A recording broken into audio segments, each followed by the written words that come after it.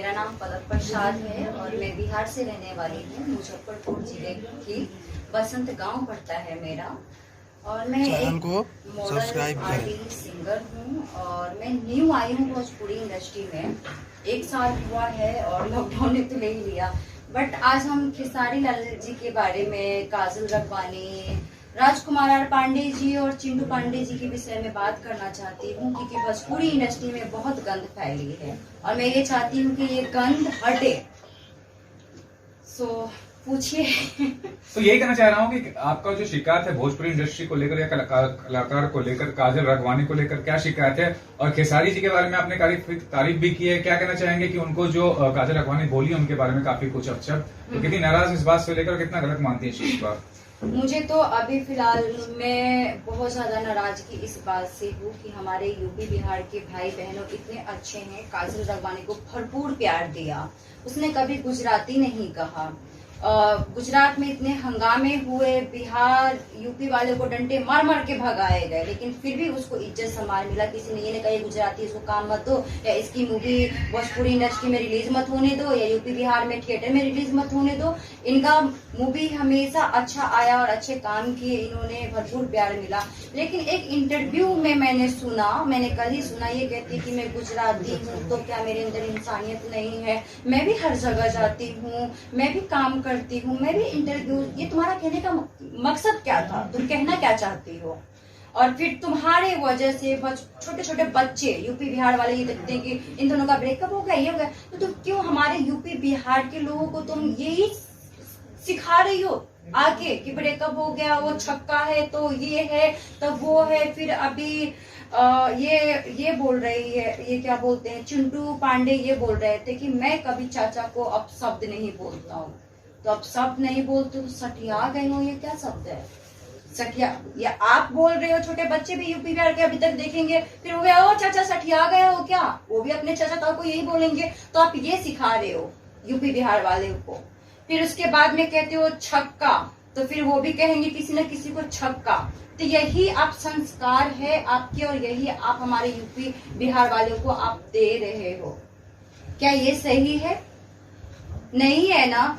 आप लोगों का पर्सनल मैटर रहता है, चोंच मिलाते हो, रिश्ते रखते हो, कुछ भी करते हो, तुम लोगों का आपस का मामला है, तो तुम हमेशा यूट्यूब पे लाइव क्यों आ जाते हो? क्यों फेसबुक पे लाइव आ जाते हो? क्यों वो उसने ऐसा किया, उसने, तुम लोगों के पास और कोई काम नहीं है? जहां जाती हूँ वहां पे ये कहते हैं यार भोजपुरी इंडस्ट्री छी इतनी गंदी है, तुम कैसे काम करती हो? तो मैं ऐसे सर कर लेती हूँ। क्यों? तुम लोग बेवकूफों लोगों की वजह से ये होता है, सुनने को मिलता है मुझे। नई लड़की आई, अभी तुम नहीं हो, तुम्हारे फॉलोवर्स नहीं है इतने, अभी ट्राई करो, आगे काम देंगे। वही तुम बाहर की लड़कियों को काम दे रहे हो, तुम इज्जत सम्मान भी दे रहे हो, जैसे कि काजल रखवानी गुजरात की, उसको इज्जत सम्मान भी दे रहे हो, और आज जाके इतने सालों के बाद ये मुद्दा नहीं बनाई मैं गुजरात। तुम्हारा कहने का मतलब क्या है? तब क्यों नहीं बोले कि मैं गुजरात से हूँ तो इसलिए मुझे ऐसे लोग बोलते? तब तो तुम्हें बहुत अच्छा लग रहा था, मजा आ रहा था जब तुम्हें काम मिल रहा था। तुम कहती हो काजल जी कि मुझे पवन सिंह ने ही वो उसकी वजह से मैं यहाँ तक पहुंची और उसने ही मुझे फेमस किया, उसने ही मुझे सुपरस्टार बनाया। पवन सिंह ने ही गाना कर लिया, ठीक है, उसने ही देखा, उसने ही व्यूज बढ़ा दिए, उसने हर चीज कर दिया। ये यूपी बिहार वाले तो बेवकूफ है, उसने तो देखा ही नहीं, फालतू में तुम्हारे वीडियो देखते हैं। मैं तो ये कहना चाहती हूँ यूपी बिहार वाले लोगों को, अब भोजपुरी इंडस्ट्री को बैन क्यों नहीं करती हो ऐसी लड़कियों को? क्योंकि एक ही लड़की को पकड़ के रहती है, छोड़ने का नाम ही नहीं लेती, इसलिए दूसरी लड़की को चांस नहीं मिलता काम करने के लिए। ये तुम जैसी लड़कियों की वजह से होता है। आर्टिस्ट हो, आर्टिस्ट की तरह क्यों नहीं रहती हो? क्यों चोच मिलाती हो हीरो से? फिर उसके बाद मिला लेती हो, हर चीजें कर लेती हो, कड़ा कड़वल जब हो जाता है तब आप तुम्हें दिखता है कि वो शादीशुदा है, बच्चे का बाप है, तो वो तो ये है तो वो है। और अभी एक मुद्दा और सुना मैंने, राजकुमार आर पांडे जी के बारे में बोलते हैं कि मैं सुसाइड कर लूंगा। फिर उसके बेटा एक इंटरव्यू में कहते हैं, चिंटू पांडे जी ये कहते हैं कि सुशांत सिंह राजपूत के नाम लेते हो तो तुम्हें शर्म नहीं आता है? छी, मरे हुए इंसान को तुम लोग बार बार नाम यूज करते हो। तो चिंटू पांडे जी, आपका पापा राजकुमार आर पांडे जी ने क्यों कंपेयर किया सुशांत सिंह राजपूत से, जो सुसाइड की बातें कर रहे थे? क्या आपको किसी कट्टे लेके काटने के लिए गए थे, या बाघ है जो ले जाएंगे आपको, या कोई डाकू है? बताओ आप मुझे, या कोई आतंकवादी है वो जो आपको मार देंगे? क्या कानून नहीं है इंडस्ट्री में? क्या कोई अच्छे वाले लोग नहीं है? कोई तुम लोग किसी भी मुद्दे को मुद्दा बनाते हो। छोटे छोटे बच्चे देखते, शर्म नहीं आता है क्या? पढ़े लिखे हो, इतना सारा काम किया है भोजपुरी इंडस्ट्री में, हमारी भोजपुरी इतना घटिया क्यों कहलाती है? तुम लोग जो छोटे छोटे मुद्दे पर लाइव आते हो, इतनी छोटी सी बात को बढ़ाना जरूरी है? आजकल बॉयफ्रेंड गर्लफ्रेंड फिर जीका वगैरह वगैरह सब चीज हो जाते हैं, फिर ब्रेकअप हो जाता है। यहाँ तक कि मांग में जो सिंदूर डालते हैं ना, 2-3 बच्चे हो जाते, उनका ब्रेकअप हो जाता है। उन लोगों का तो खैर अलग ही कहानी थी। तो फिर इतने मुद्दे क्यों बनाते हो? फिर उस लड़की, ऐसी लड़की को सपोर्ट क्यों करते हो आप? चिंटू पांडे जी और राजकुमार पांडे जी, आपके पांडे परिवार की मैं फैन थी बहुत। मैं मानती थी कि चिंटू जी कितने अच्छे हैं, किसी भी मुद्दे के लेके बढ़ावे नहीं करते, न किसी के घटिया इंटरव्यूज वगैरह देखते, वो ये सब घटिया पंक्ति में नहीं रहते। मैं बहुत अच्छा मानती थी, लेकिन एक काजल के लिए आप पब्लिसिटी में इस तरह से आप आ रहे हो, एक लड़की की वजह से। क्या उसके जैसे कोई लड़की नहीं है भोजपुरी इंडस्ट्री में?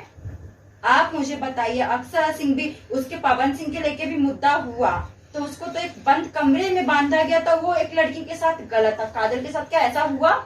तो अक्षरा सिंह का मुद्दा सही था। इसका मतलब हर कोई अक्षरा सिंह बनेंगे, हर कोई पवन सिंह बनेगा?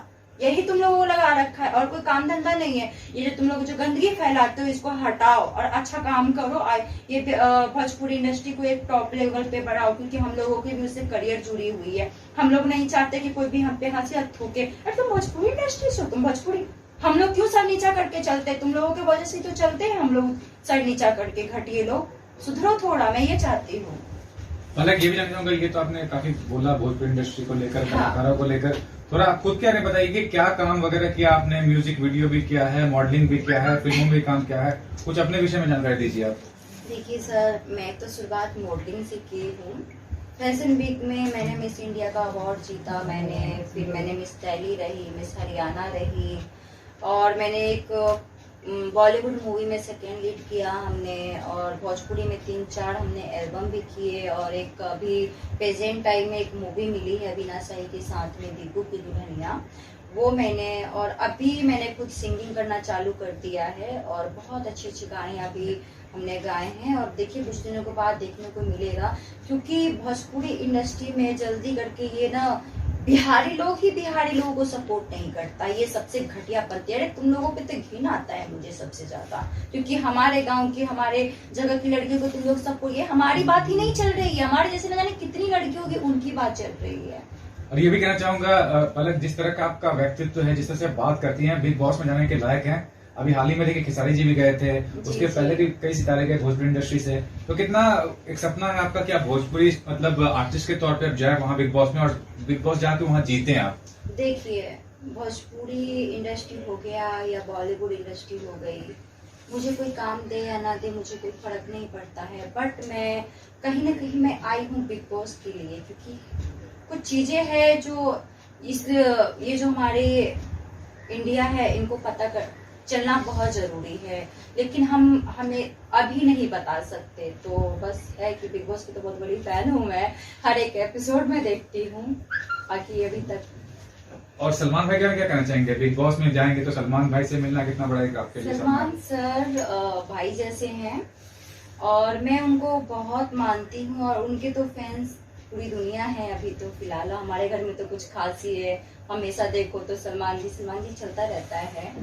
और बाकी आपने कहा कि कामयाबी अभी तक जब आए हैं विनोद प्रसाद हैं, जिनकी वजह से मैं आज तक यहाँ पे डटी हूँ, और जो हिम्मत आती है ना मुझे उनसे आती है, विनोद प्रसाद की वजह से हिम्मत आती है। मुझे पहले हिंदी बोलने नहीं आता था, हिंदी बोलना सिखाया, कैसे रहना है, कब किसी कैसे लड़ाई करना है, उससे सीखने को मुझे मिला।